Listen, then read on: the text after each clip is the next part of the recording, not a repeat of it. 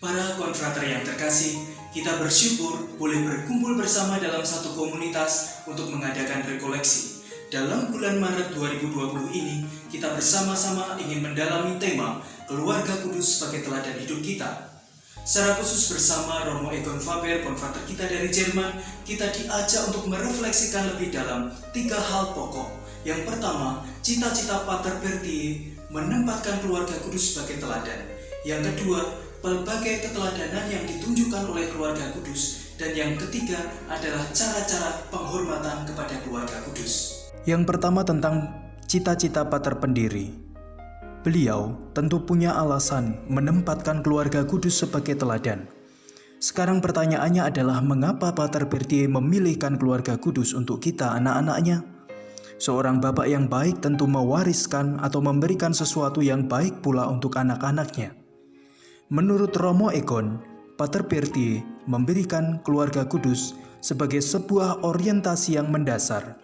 Dalam arti ini, keluarga kudus adalah suri teladan dan menentukan hidup dan kegiatan misioner kita. Cita-cita Pater Bertie tersebut bisa kita temukan dalam tulisan Pater pendiri dan konstitusi.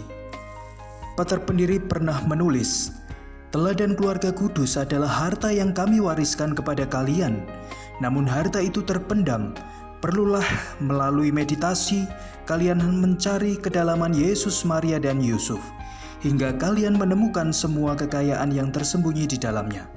Karena itu, renungkanlah ini, dan kalian akan menemukan di dalamnya kesempurnaan mereka, bukan hanya keutamaan-keutamaan yang telah kami tunjukkan, namun terlebih semua keutamaan yang membuatmu menjadi biarawan yang baik, imam yang suci, dan mampu mendidik yang lain, dan seperti yang dikehendaki Tuhan, para misionaris yang memiliki hati untuk melayani." Dalam konstitusi nomor 5 disebutkan, Pater Bertie telah memberikan nama keluarga kudus kepada tarekat religius kita, serta mengemukakan keluarga itu sebagai suri teladan kita. Teladan itu mencirikan spiritualitas kita. Dalam keluarga kudus itulah Sang Imam Kekal Tuhan kita Yesus Kristus, misionaris Bapa, bertumbuh untuk menyebarkan terang Injil di antara mereka yang diam dalam kegelapan dan dalam naungan maut. Dalam keluarga kudus itu pun menjadi nyata bagaimana Allah mencurahkan perhatian kepada manusia.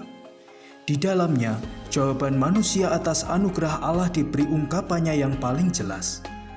Keluarga kudus yang rela untuk bersama-sama mendengarkan kehendak Allah dan membagi-bagikan lebih lanjut anugerah-anugerahnya, menentukan hidup dan kegiatan misioner kita. Kesatuan keluarga kudus dalam Allah memanggil tarekat religius kita menuju ke persatuan persaudaraan, keterbukaan manusiawi, dan keramah tamahan, tetapi sekaligus menugaskan kita untuk menuntun semua orang masuk ke dalam satu-satunya keluarga Bapa. Yang kedua, pelbagai keteladanan keluarga kudus. Setelah kita memahami harapan Pater Bertie dengan memilih keluarga kudus untuk tarekat kita MSF, pertanyaan kemudian adalah, apa saja yang bisa kita teladani dari keluarga kudus tersebut? Keluarga kudus selalu disebut-sebut sebagai suri teladan atau teladan yang baik. Menurut Romo Egon, Pater Bertie memang melihat banyak teladan yang gemilang dari keluarga kudus, terutama untuk kegiatan misioner kita dan untuk hidup kita dalam komunitas religius. Terkait hal itu, Romo Egon mengutip 4 nomor dalam konstitusi dan direktorium yang menguraikan hal-hal baik yang bisa kemudian kita teladani dari keluarga kudus. Konstitusi nomor 32, pendiri kita menunjuk kepada keluarga kudus serta menyebut suri teladan sempurna kesatuan hati, saling pengertian, ketaatan, dan pengosongan diri demi kebaikan orang lain. Direktorium Umum nomor 011, cara hidup kita harus ditandai oleh semangat keluarga kudus. Semangat itu dilukiskan Pater Bertie sebagai bercirikan kerelaan untuk saling menghormati, ketaatan, cinta kasih kepada sesama, kesalehan, kerendahan hati, kerajinan dalam kerja, kemiskinan, dan kemurnian. Konstitusi nomor 45, Keluarga kudus adalah suri teladan sikap hidup, doa, dan keteraraan kita kepada Allah. Konstitusi nomor 24, teladan keluarga kudus yang merupakan jawaban ya dan tanggapan ketaatan tanpa syarat atas panggilan Allah membantu kita untuk mematuhi kehendak Allah dengan baik. Ketiga, terkait cara penghormatan kepada keluarga kudus. Sekali lagi, kita sudah melihat bersama tentang cita-cita Pater Bertie dan banyak keteladanan baik dari keluarga kudus. Sekarang pertanyaan selanjutnya adalah, bagaimana cara kita menghormati dan mengikuti teladan keluarga kudus?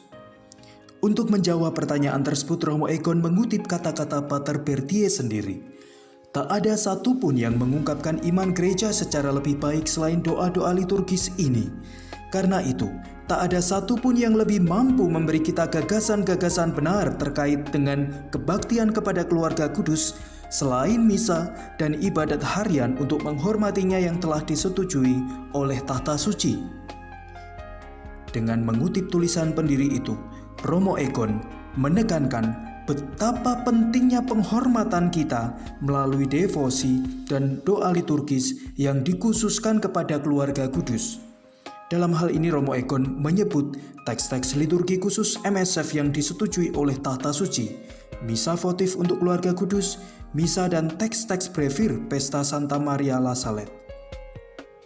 Selain diungkapkan melalui doa, penghormatan kepada keluarga kudus menurut Romo Egon bisa juga dengan cara meniru sikap hidup atau imitatio keluarga kudus itu sendiri.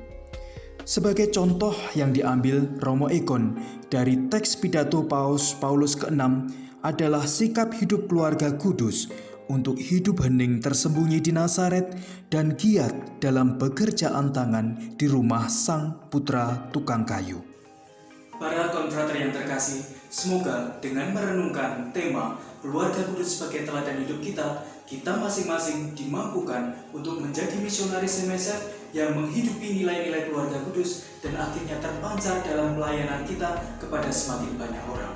Tuhan memberkati.